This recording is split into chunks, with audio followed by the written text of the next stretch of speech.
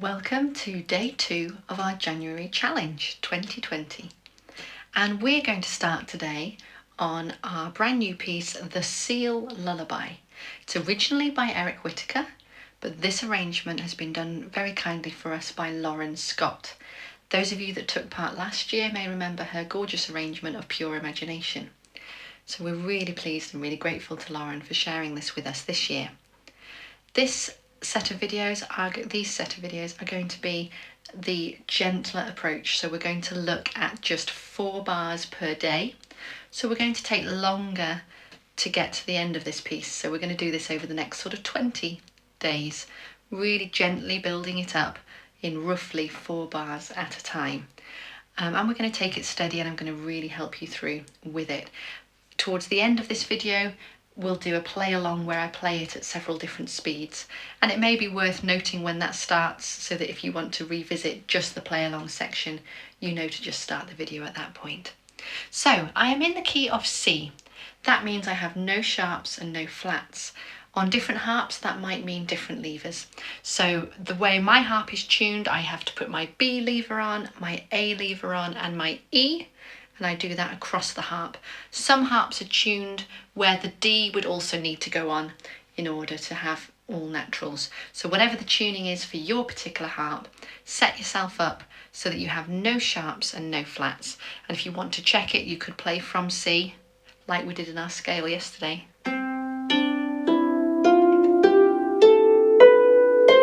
That lovely major scale sound, that lovely happy scale sound.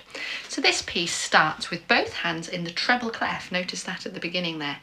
And that means both hands are starting above middle C, and we have a D triad on in both hands. A triad is where you have 3 fingers on, 3 notes. You have a note, which in this case is the D. You then miss a string out and you have your next finger on, in this case on the F therefore. Miss a string out and then you have your thumb on.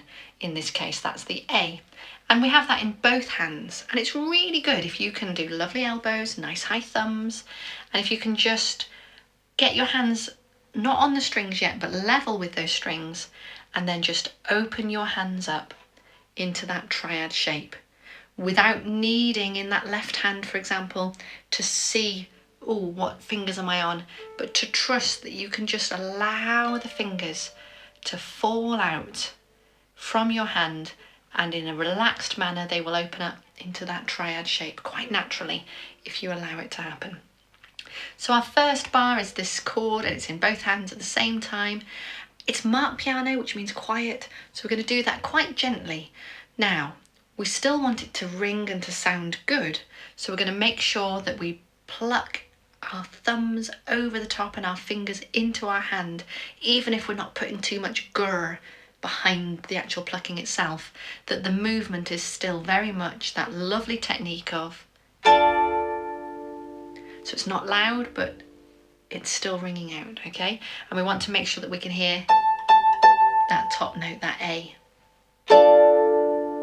Okay, moving to our next bar. So the left hand, which has been on this triad, we keep the D, but fingers 2 and 1 are just going to move up a note. So the finger 2 was on the F, it's now on the G. The thumb was on the A, it's now on the B. And again, if we can just open our hand to that and just feel that there's that slightly bigger gap now between 2 and 3, and then that's okay. Top hand is going to move up. We're going to go quite high on our harp. Finger 2 is on the B and our thumb is on the D. So that's either side of the red string up there.